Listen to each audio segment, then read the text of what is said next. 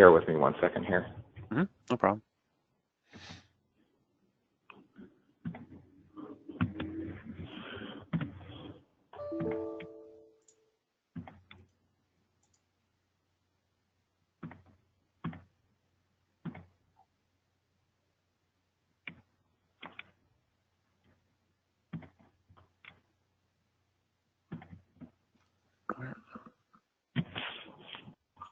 The broadcast is now starting. All attendees are in listen-only mode.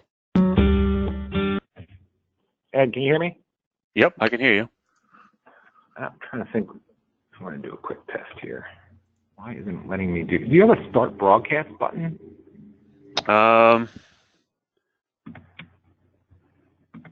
Let me see. In the panel, I do not have. I don't see a button that says Smart Broadcast. Okay. Is it in that little pop-out panel somewhere? It should be. It should be. All right, I'm going to pass controls back to you a second. Okay. Yeah, because I see your screen right now.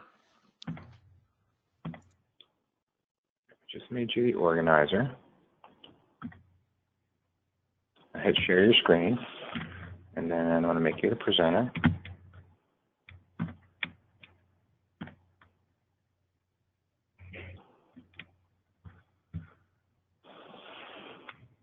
Actually, I can just share the PowerPoint. Nope.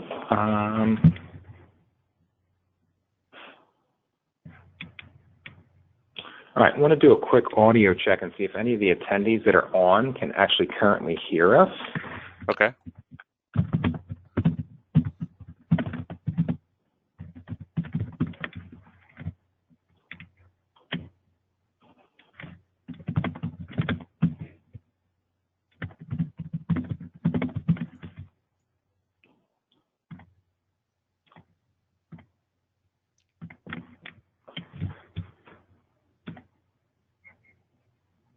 Okay.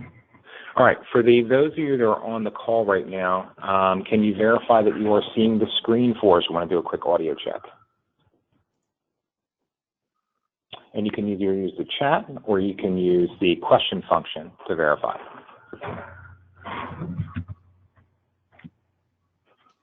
Again, any attendees that are on? Okay, great. Well, we'll start in just a moment here. I think we are just about at the 1 o'clock mark, so thank you for your patience as we work through some of the technical issues. There'll be a brief pause. We're going to come right back on, and we'll start with a couple of house cleaning items. So just bear with us 1 second here.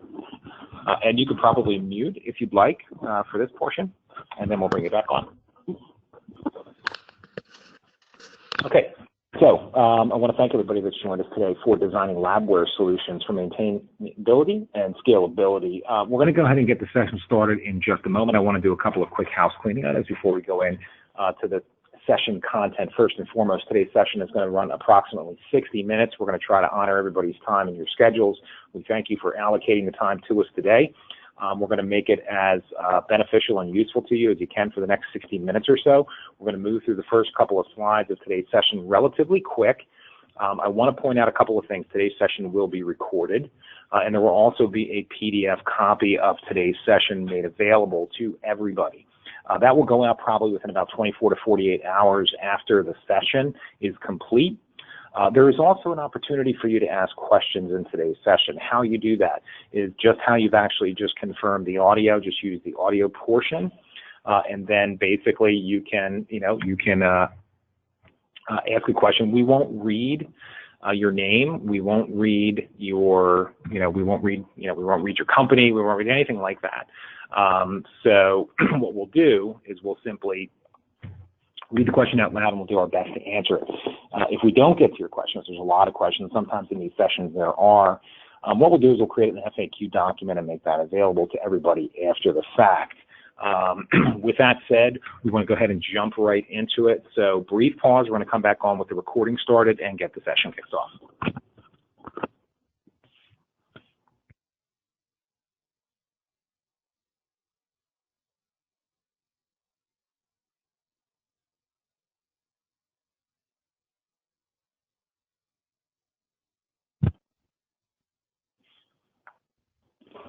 Okay, I want to thank everybody for joining us for today's Designing LabWare Solutions for Maintainability and Scalability, featuring Ed Peliquin from the Astrix LabWare delivery team. Next slide, please.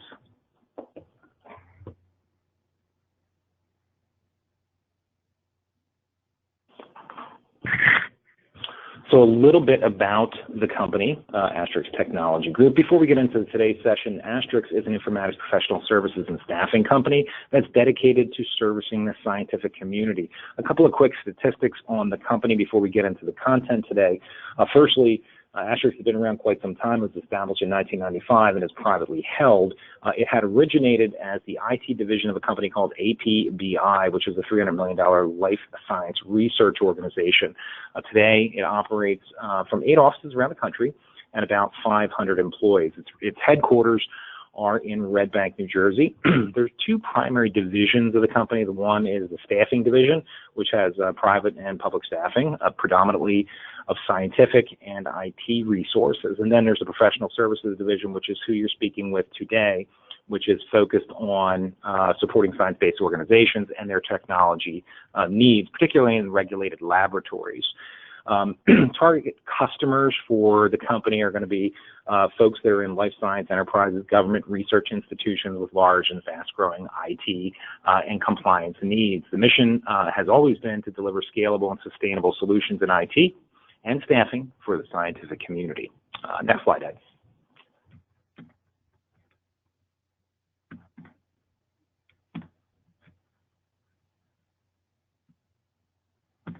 So, the company foundation, essentially what it's built on, is that we help clients excel and solve very complex problems with people and technology.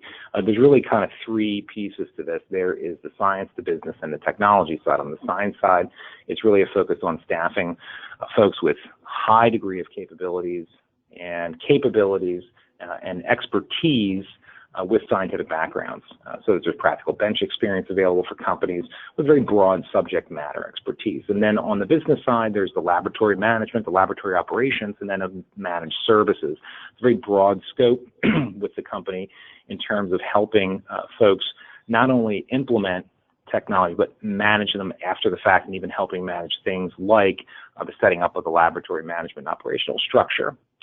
There's also creating value and trust in the business of science.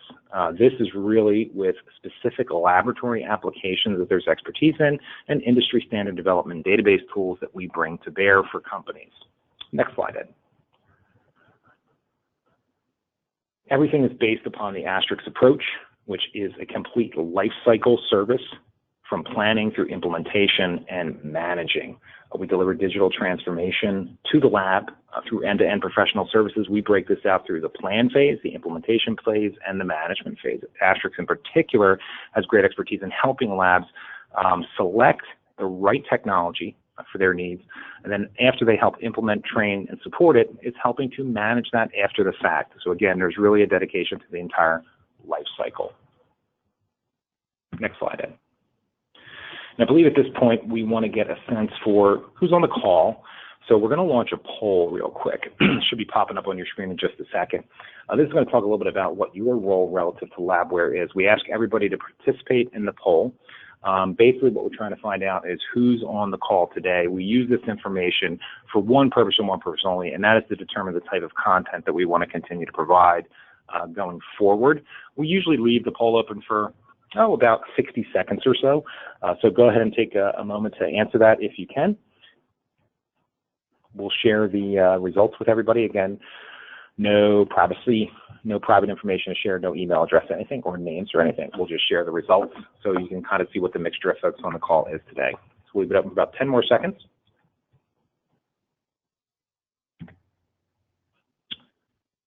And we're going to go ahead and close it out. And we'll share those results with everybody so you can see 54% is on LIMS administrator. That means we're presenting certainly the right content to the right people, which is great. And then we, of course, have a pretty even spread amongst the development and technical and the lab management side of the fence. So thank you again for participating in that poll. And with that, I am going to actually ask Ed to come on, and you're going to take over for a little while here, Ed. All right, great. Hear me all right, Kevin? I can hear you perfectly fine. Thank you. All right, great. All right, so first, before we get started here, I just want to personally thank everyone who took the time out of their day to attend this webinar. It means a lot to me. I've been working with LabWare now for about 14 years. I've worked for, in manufacturing companies, global life sciences, and some contract labs. I've been to several different industries. Personally, whenever I do work for a client, I really try to deliver the value to them. I try to balance the solutions that I deliver to be, easy to maintain, scalable. That way, it just, it ends up giving them more value out of the system moving forward. So with that being said, the reason why I chose this webinar, so this content, maintainability and scalability, the reason why I chose it is because it has particular importance to me. My background was from IT, so I wasn't actually from the lab. And one of my roles as the LIMS administrator for the company that I worked for, I was also 24/7 support for it. So it was sort of in my best interest to design solutions that were easy to maintain, that didn't cause me a big headache every time we had to adjust to a new business need. So I thought this was a good topic to talk about because I think that by focusing on the two aspects of this webinar, they can really improve the lifespan and the usability of your system. All right, so what we're going to learn today, what we're going to talk about specifically is some practical tips for implementing solutions that are focused on maintainability and scalability in LabWare. Okay, and I want to emphasize here that the examples that I'm going to share, that they are the low-hanging fruit. They're practical tips. They're not meant to be crazy complicated because I want to make sure that with the limited time we have, that you really get something from this.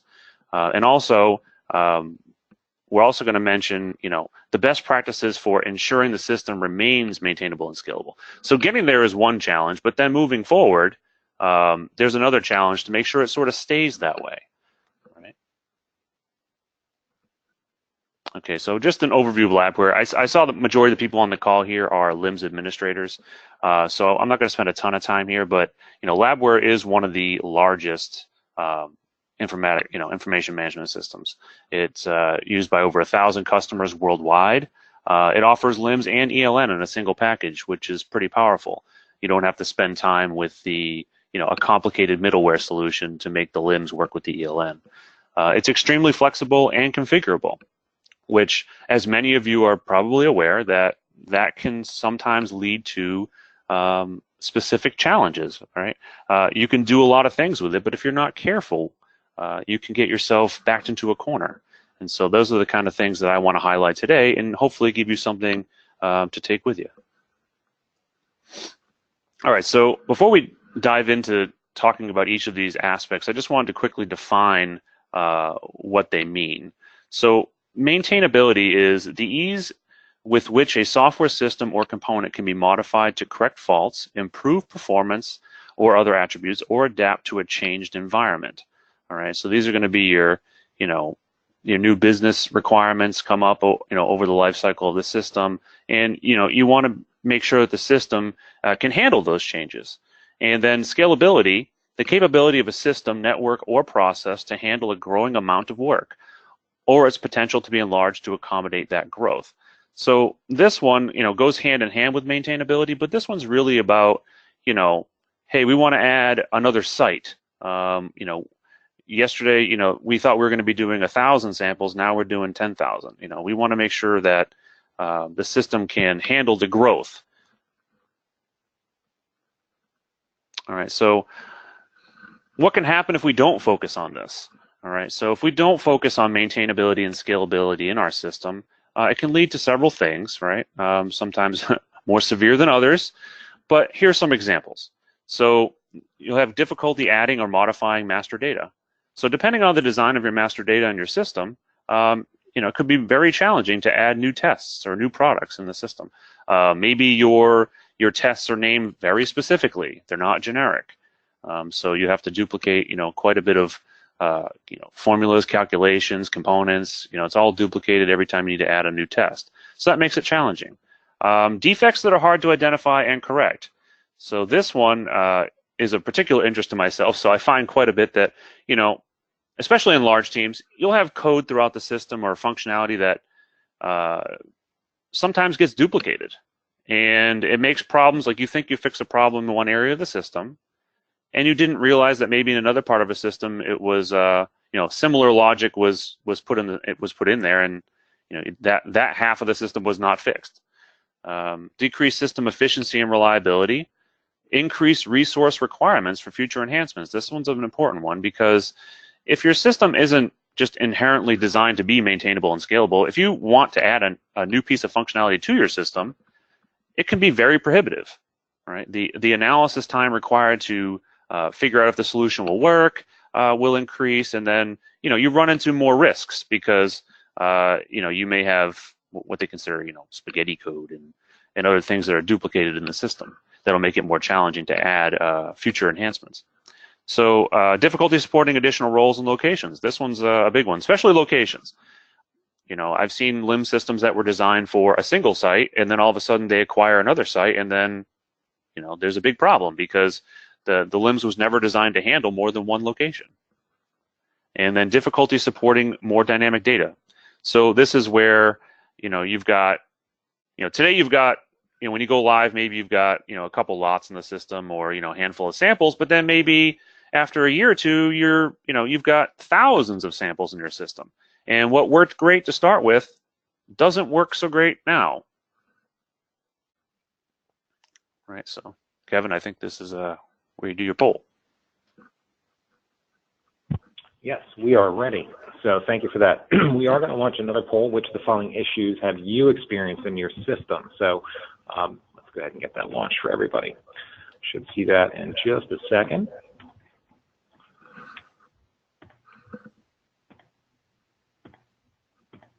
Should pop up on everybody's screen. Again, we'll probably keep it up for about 60 seconds or so.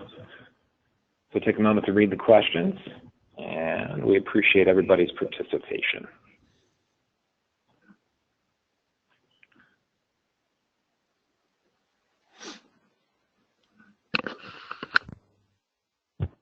About 30 more seconds, we'll keep it open.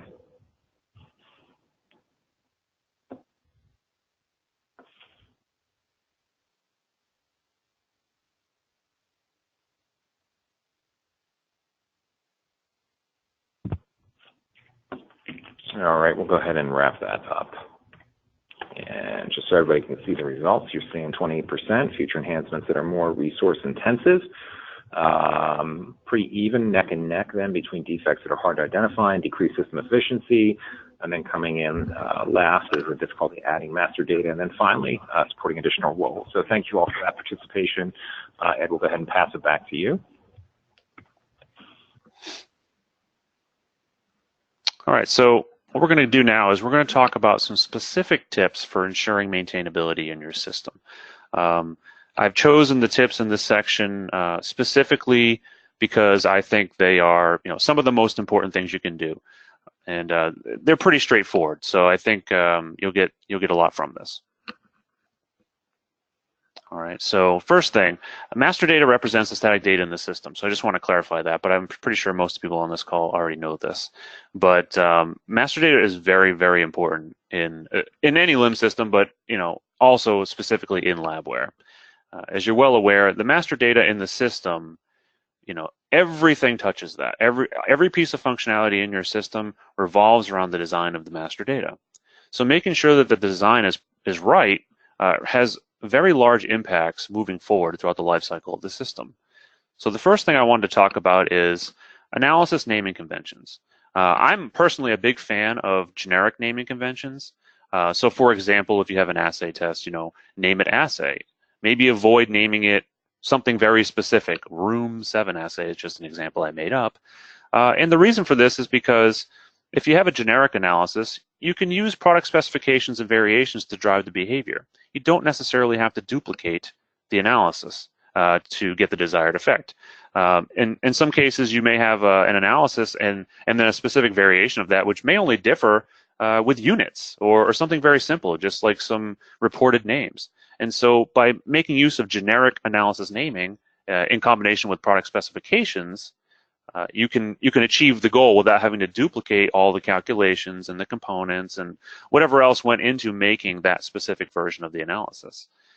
This will reduce the overall amount of static data that needs to be configured. You just overall won't need as many analysis definitions in the system, and it helps ensure uniformity. So you just don't have assay, version 1 calls a specific component one thing, and then the second version of assay calls it something different, unless you just want to control the way it's reported, in which case the product spec can handle that for you. All right, the second thing is when you're using an interface, like for example, Empower is a very popular one, you should group your analysis so that you have a raw data analysis and then you have a separate summary analysis, which is usually a parent test. The reason why you would do this is because, for one, data integrity, which is very important, is if you bring over results from another system and they come into a raw data test, and it's automated either through the Empower interface or LabStation or however you bring in the results, that test can be auto-authorized and it can be locked down. So that means that an analyst or someone else won't have to touch that data, in which will promote the data integrity. It's also good because if it's on a child test and you need to rerun it or add another replicate, you're not duplicating all the calculations and things like that. It's in the summary. So having your interface data come into a separate raw data test is very useful for ensuring maintainability. Thirdly, try not to base your naming conventions on another system. I notice this quite a bit. LIMS, more often than not, is not the system of truth. Your product specs, your analysis are usually defined in an EDMS system or some other system where they're documented. And a lot of times, there's a tendency to name the object specifically for the system that is the source of truth, and this can be problematic.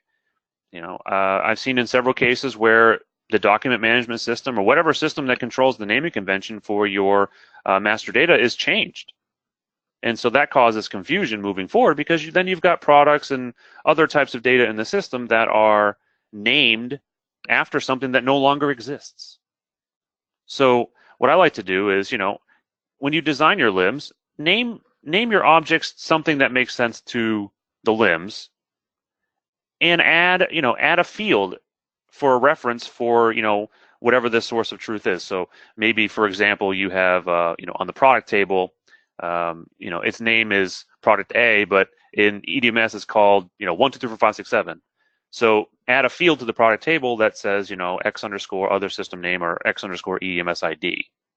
All right, that makes it much more flexible, much more scalable moving forward, and easier to maintain because you don't have to create or modify products or existing master data every time another system changes. All right, so similarly, and just building on the last tip, try not to tie your metadata to a name. Meaning, if you have products in the system, try not to associate maybe if it's a finished product or raw material by putting that right in the name. Okay, because then what ends up happening is your code or whatever functionality that maybe depends on a given product type or something else, you end up with a lot of hard coding because you have to parse the names out to figure out exactly what you're dealing with. Instead, add a field for that. Metadata should always be, or whenever possible, broken out into separate fields. That way it makes it more useful to report on, and it keeps your keys more anonymous, basically. Like you're not driving system functionality based on a name, you're driving it on the associated metadata. Number 5, custom and tables and fields should all start with a prefix. This is a simple thing, and this is pretty much a LabWare standard. If you're adding custom tables and fields, you should always add a prefix. In the example here, I use X underscore table name, but it doesn't have to be X. It just generally should be something that is recognized by your organization. I've seen C, I've seen G, it just depends. But in this example, X underscore table name, and then if you're adding fields to an existing table, also prefix those fields. Although it is important to note that if you're adding a custom table, you do not need to add the prefix to the fields in that table as well. Just having one on the table itself is sufficient. If you're adding a bunch of functionality to the system that's related, you should consider adding an additional prefix to help group that stuff together. So in this example, x_CDR table name what that represents is this table belongs to the centralized data review group of functionality. All right. Okay, so next I'm going to talk about some naming conventions. Naming conventions are important for a number of reasons, primarily for ease of finding what you're looking for. If you have like a large group of developers, sometimes it can be difficult to find existing functionality that may meet your needs for a new business requirement without enforcing a naming convention. I mean, there's systems with thousands and thousands of subroutines. It makes it very easy to write something that may already exist. So I just put together a few here. This is not an exhaustive list, but you should strive to name your routines so that you can tell what you're dealing with without actually having to open it up for the most part. So in the first example, there's MNU_LM_short description. So if you look at the key to the right, you can see that MNU stands for menu and LM stands for lot manager. So the developer automatically knows that this subroutine is called from a menu in lot manager, and then it does whatever the short description says. So like I said, in a large team, this makes it really handy to find what you're looking for without having to debug the code or do a code search for something specific. And I give some other examples here as well. So FN_short description, that would be a utility function. It can also help, can certainly help reduce duplication of logic. And it can be especially helpful in systems where the configured objects number in the hundreds or thousands. Okay, so next we're going to talk about coding standards. Right? It facilitates quicker development time, easier troubleshooting, and increased readability. So coding standards is a very large topic. So I've taken just a few of the things that I think are the most important to add here. Having consistent headers and comments, making use of snippets. So in LabWare, it has the snippet functionality. It makes it very easy to help developers keep up with an agreed upon coding standard because they won't have to write things from scratch all the time. Headers and comments is a good example of this because whenever you create, a new routine in LabWare, you just use the header snippet and it just gives you a template to fill out. But the same can go for, the same can be true for functionality that it just is used commonly throughout the system that you want to make sure is consistent. You can create your own snippets. So if there's a specific way that you want, variables checked for, make sure they're not empty, make sure they're numeric, you create a snippet for that. And so that ensures developers on your team have an easy time meeting the standards that you've agreed upon. Headers should state the purpose, inputs and outputs, revision history of the routine. So, for troubleshooting, it makes it easier to see, what is this routine doing? Who's modified it? What does it expect as inputs? What is it going to give me as an output? Comments should state what the code is doing and then when necessary, why it is doing it. So this is sort of a common sense thing. You should be commenting any custom code in the system. This increases maintainability because you can understand. Sometimes the code is not, it's not inherently obvious what it's doing, and so the comments really do help. I know, just like many of you probably do, you come back to something that you put in the system a year ago, and you have no idea why you did that. And so I find that comments are helpful, especially in those cases if you have a specific piece of functionality that may be confusing, or there's a specific reason you put it there, and it may not be inherently obvious later on. So using comments are important. Variable naming conventions should be meaningful and consistent, right? So LabWare, uses LIMS Basic as its internal programming language, and it's not, the variables themselves, their data types are inferred at runtime. So it's very useful to have a naming convention for those variables to help developers tell what it is they're dealing with. For example, using in the next line, B return status, S return message. That's a Boolean. B return status, S return message. Well, that's a string. So you should be able to look at variables in the system and just tell what the data type is. Standardizing outputs is something that I personally am in favor of. It makes it very useful to have a standardized input and output, or standardized output methodology put in place for your routines in the system. So you can always use that to your benefit. If you call, let's say you didn't write the routine, but it's in the coding standards that your routines will have a standardized output, that you can make use of that throughout the system. So you always know that if you call a routine, you're going to get this as an output all the time that you can use to control, the flow of the logic. Go sub versus subroutine. I saw we had a lot of LIMS administrators on the call, so this one here is just a pet peeve of mine, and since we have a lot of administrators, I'll just touch briefly on this. Don't use go sub in the system everywhere just because it's a keyword. This can have a very negative impact on performance, and so just the point is here, be careful when you use these specific things. So if you're using go sub is really designed to be used in loops or in places where your code is going to be called over and over and over again in the same routine all the time. Subroutines should really be used in conditional logic. So if you're not going to call it 100% of the time, use subroutine. I've run into cases where you've got a menu routine in the system, and that menu routine calls one subroutine with go sub, and in that subroutine there's 18 go sub calls with 500 lines of code in each one of them, and it's caused problems. It's caused LabWare to run out of memory or other bad things. So be careful when using these things and know why you're using them. Routine length and short circuiting. So as far as coding standards go, having agreed upon, size limit for subroutines or other logic in the system is very helpful. It's very difficult to maintain code when the subroutines are thousands of lines long. It makes it hard to read, and it's very error prone.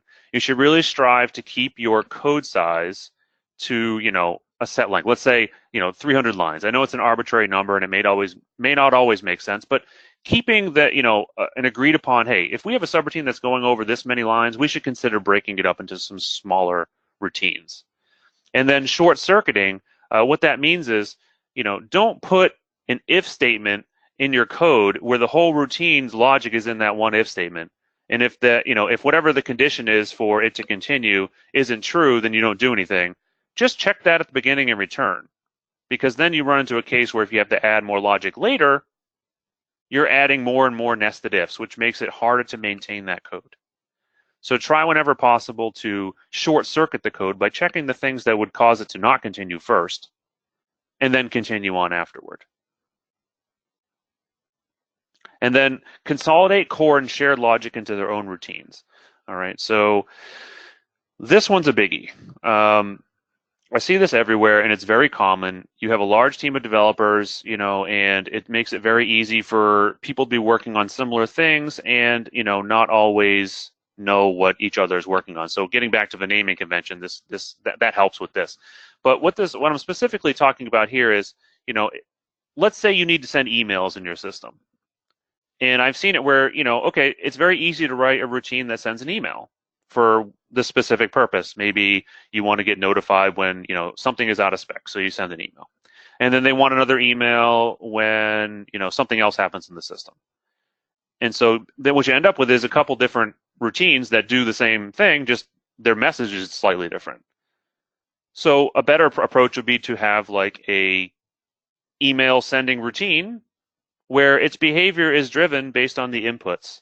So you can pass in like an HTML template file path location for the email, the to list and the subject. And so don't try not to duplicate that, because then moving forward, if there's some change to the email functionality in the system, you're going to end up having to fix this in multiple places.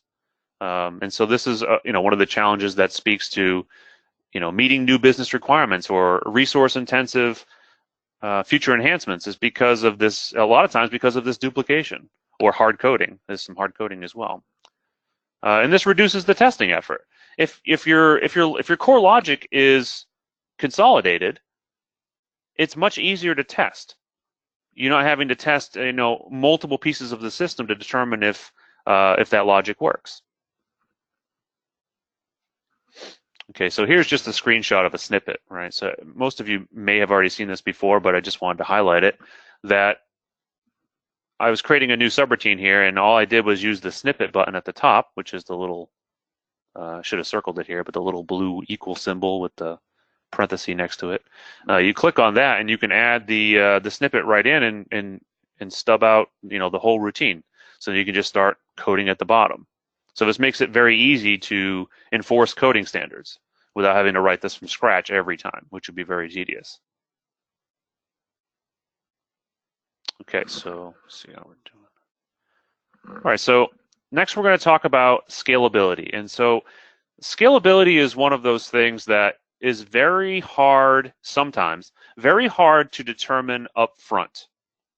So for example, you're designing your LIMS system or you're implementing a new piece of functionality, and the solution that you put in place works great today, but maybe a year from now, it may not work so well, and it wasn't easy to identify that up front. So a good example of this is like maybe you've got a drop-down where the user picks a lot, lot name. And it works great right now, but maybe when there's 10,000 lots in the system, that drop-down may not be working as fast as it used to be, right? And again, master data design. It is I think the most important factor in a scalable system. If your master data design is not scalable, it makes it very difficult to add more sites, add more users, more roles. If your naming conventions are very specific, it causes you to have to update code maybe unnecessarily, just when you could have avoided that by keeping things more generic. So be judicious with customizations. I've been asked over and over again, Ed, can you basically add the easy button that will do all of X, Y, and Z at the click of a button, which is great. But what you really need to be careful about is adding that type of functionality is great, but you have to make sure there's a business case for it. Just because you can automate it, sometimes maybe it might not be such a good idea to do it. It might save maybe it takes you a long time to build a piece of functionality that, really it's getting rid of one click or two clicks in the system. And then you're adding risk unnecessarily. So, and, increased customization can have an impact on performance. Vendor support, it's harder for LabWare sometimes to identify maybe an issue you're having because of a particularly complicated piece of customization you put in the system. So the point here is, if you're going to add customization to the system, just make sure that there's actually a really good business case for it. You can always add something later, but it can, you should start with the 80-20 rule. Put in what you know you need, and then later on reassess it. Always strive to keep configuration data-driven, no hard coding. So this is just a pet peeve of mine here. Use custom fields and tables. LabWare is very flexible. It lets you pretty much, do whatever you want. And you should always strive to keep data that is going to be driving decisions in the system out of the specific keys out of the code. For example, if product A is a finished product, then do X, Y, and Z. Well, how you determine that, you could put in the code, literally check to see if this specific product is a finished product based on, if it's FP, do this, if it's RM, do this, or you can make that data driven by having like a lookup table where you can keep that, that decision making out of the code, or the actual keys out of the code. This reduces regression testing too. So adding a new rule, you don't have to go in and modify, or you just know that the code is still going to work because there's no hard coding involved. You can tell just by looking at the configuration what the behavior will be. And also makes enhancements faster. Enhancements and bug fixes much faster. There's less coding involved when you make your configuration data-driven. Be mindful of dynamic data. All right. So the example I talked about earlier, and I'll just touch on it again here quickly, is, it's very common to have, a drop-down list or a multi-list or something that is presented to the user to select something. Commonly, it's a lot name, or maybe they're choosing a storage location or something like that. You have to be very careful with that type of functionality, because if you don't spend the time to filter the results, over time, those decisions may come back to impact performance. Also, because you can add fields to LabWare, and it's very easy to do so, be mindful of indexes. It can be worth your while to get with a DBA or somebody that can help you analyze the way that your data is being queried and help you put indexes in the database to speed up those queries. It's not uncommon for the sample table in LabWare to be several hundred columns or a couple hundred columns. And so, making some functionality that queries a field on there that isn't indexed can be very expensive down the line, maybe in a year or two. Okay, so now I want to talk about just some specific examples of things that I've done. All right, these are simple things that you can do to increase maintainability and scalability. All right, so one of my favorite things that I like to do is site-specific business rules. So LabWare has a very good mechanism of implementing business rules, but they're global. So they have things like, can you review your own results, and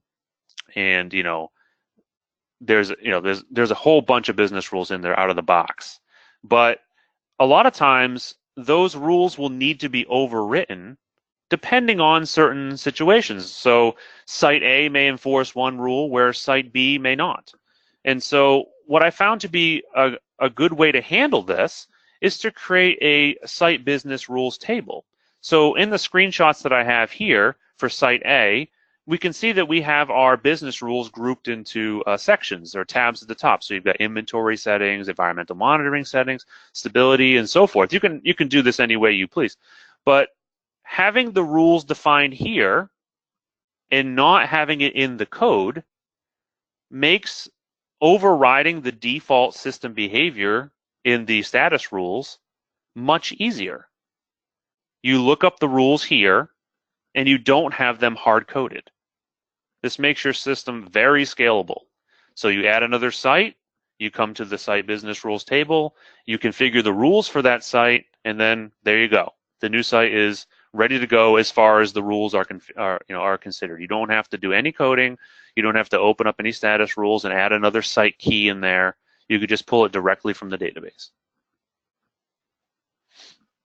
The next example I want to talk about is location-specific variations. All right, this just came up recently, and I just thought it was interesting.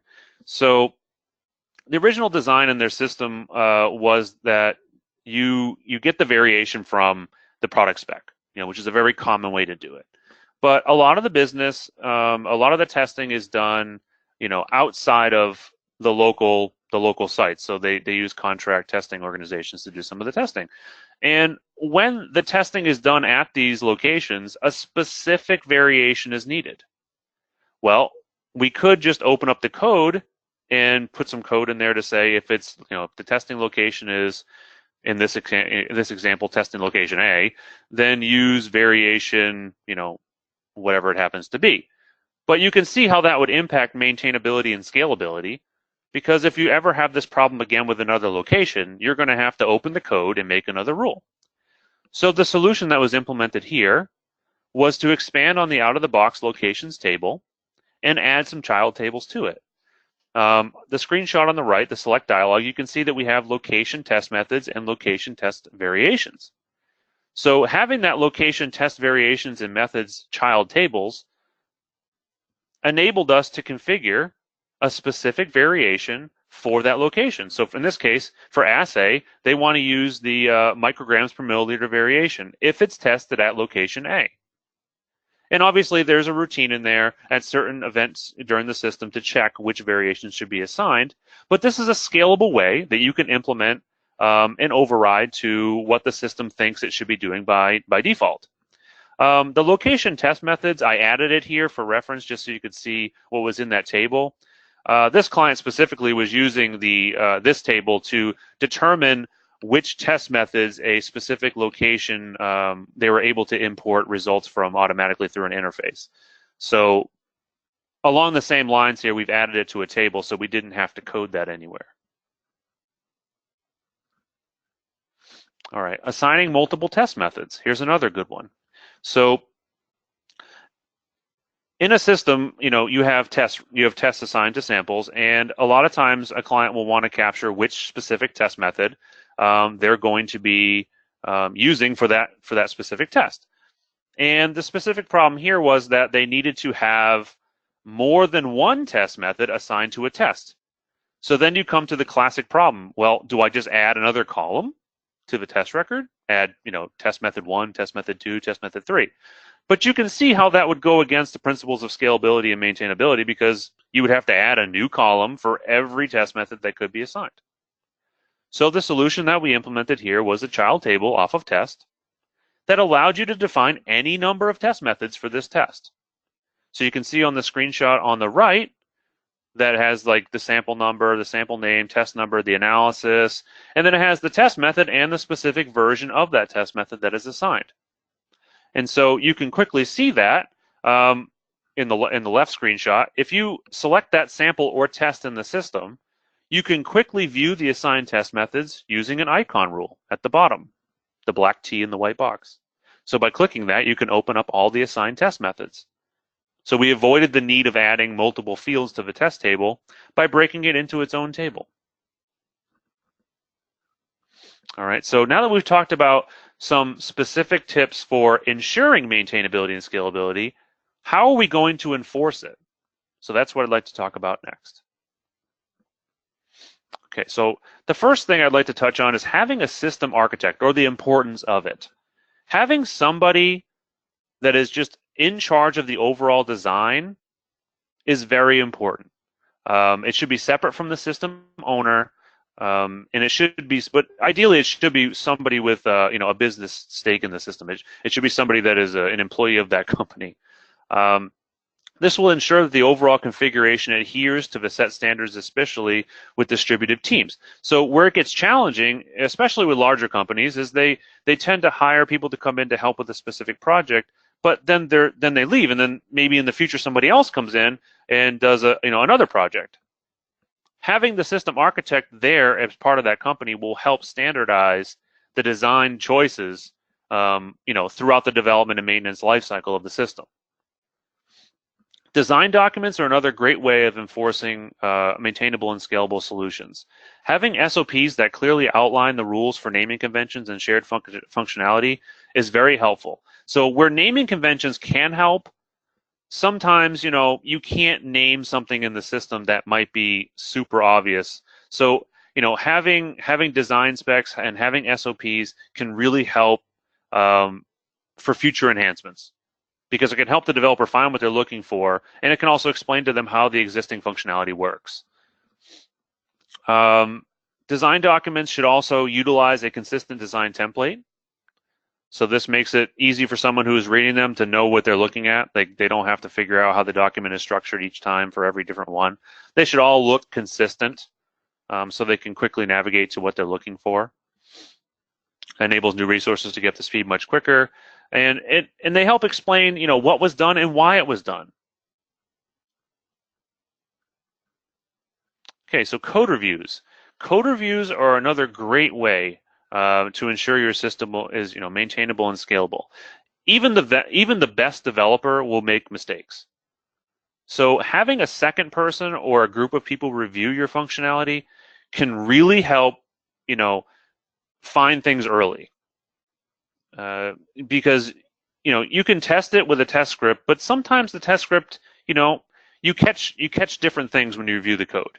There may be something, the code may technically work, but you may see something that might be a problem in the future. Ideally, your system architect will participate, but sometimes I know that's not feasible, but it is a good idea if possible. Code reviews don't always catch design issues. So that's why it's also important for the architect to be there. The code could be good, it could be clean, it could be maintainable, but it may not meet the overall design of the system. It can be a good way to identify duplicated or subpar logic. Get rid of dead code. I can't tell you how many times we've had, code with a breakpoint that we didn't realize that was in there. And so all of a sudden in production, users are getting a breakpoint. So a code review can catch that sort of thing as well.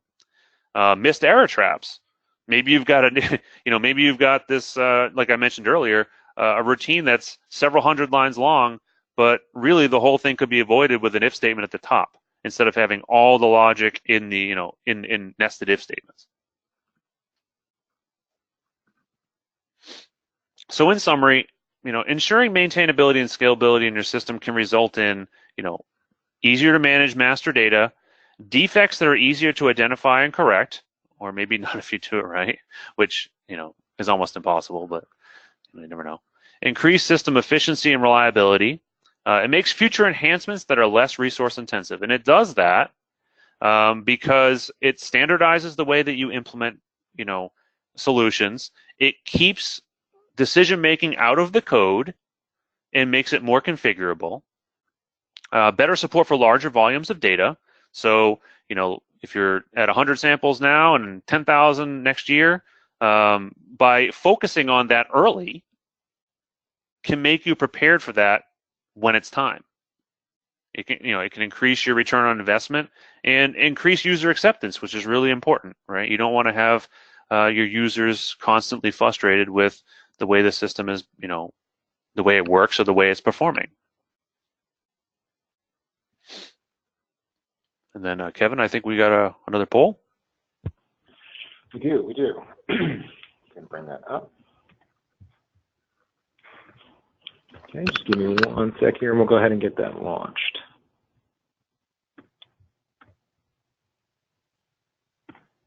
You should see it up on your screen in about 2 seconds.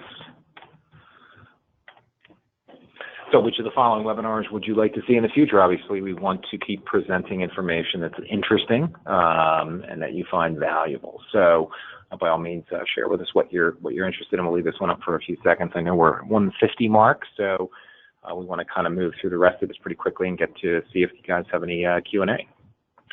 So about 10 seconds left. We'll leave this up.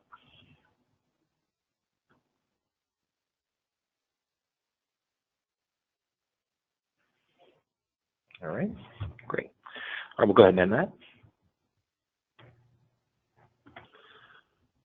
We'll share the results. So 40% migrating legacy system data into LabWare as number 1, benefits of an ELN within the LIMS architecture. 2, benefits of systems integration. And then finally, specific topics you would like to learn about. So we will end that, and we appreciate everybody's participation in the polls this afternoon. Back to you, Ed.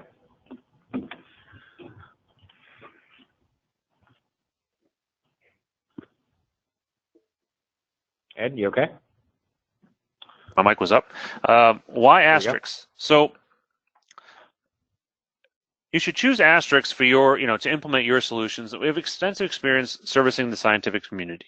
So not only do we have people who specialize in LabWare, but we also have a lot of complementary areas of expertise. We have project managers. We have other people that manage other aspects of the LIMS system. So, your Empower, project management, BAs. So we bring a lot to the table in regards to, supporting a wide variety of needs. And one thing that's, very important to me is when we're contracted to help you with your specific situation, we like to design and implement for the long term. So we want to take a look at your issue. We want to make sure that the solution that we provide isn't just good today, but it's good for, it's good for the life of the system. And so that's really an important point to make. We have a proven implementation methodology, and it's designed to reduce risk, which is what I've really been talking about this whole time. Not only was I trying to focus on maintainability and scalability, but in doing so, you're really going to be able to reduce the risk in whatever solution is that you're trying to do. And so I think that wraps up the webinar, but I do want to thank everyone again for attending, and I do appreciate everyone's time. And I hope that you were able to take something useful from this, even if it was small. And we thank you for that great content and really deep dive into some of these topics. I want to remind everybody that if you have specific questions that have come up during the session, we're happy to field them right now. If you don't have any questions, that's fine. I want to make sure everybody's aware that we will be sending out a copy of the slides. That's one of the questions that's up here. Actually, a few of the questions are asking that. Yes, everybody will get a copy. It will be in PDF format. It will go out via email, hopefully by tomorrow afternoon. So just keep an eye out for an email from Astrix, and you will have that. And certainly, if in that email, if you'd like to talk a little bit more deeply about your own LabWare implementation, or if you have any specific LabWare questions you'd like to talk to somebody over here, there'll be some contact information in that as well.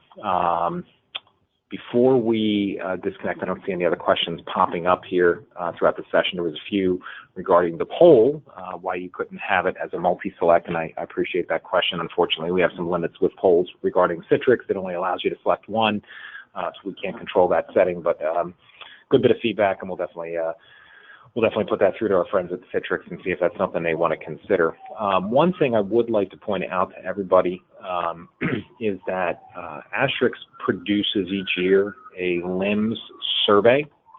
We basically go out and we ask a series of questions, and we take the information that comes out of this LIMS survey and we basically put it into a format of a research report, and we make that available to everybody. I'm going to put that link to it in the chat. And you'll see that it's a SurveyMonkey link. If anybody's interested, we are giving out $25 gift cards for a select number of folks who participate in that. So by all means, you're welcome to take probably about 8 to 10 minutes tops, go through that, and you have a shot at winning a little gift card. And obviously anybody that participates, we'll make sure we get you a copy of that LIMS survey as well. So we thank you for your participation in that. Other than that, I'm not seeing any other questions come up on the board, Ed, so I think we could probably wrap today's session up. And, again, thank everybody for the time that you provided to us this afternoon. And again, Ed, thank you for taking time to create such wonderful content on this topic. So, Ed, we can go ahead and I guess we'll wrap it up. Okay, thank you very much. Thank you.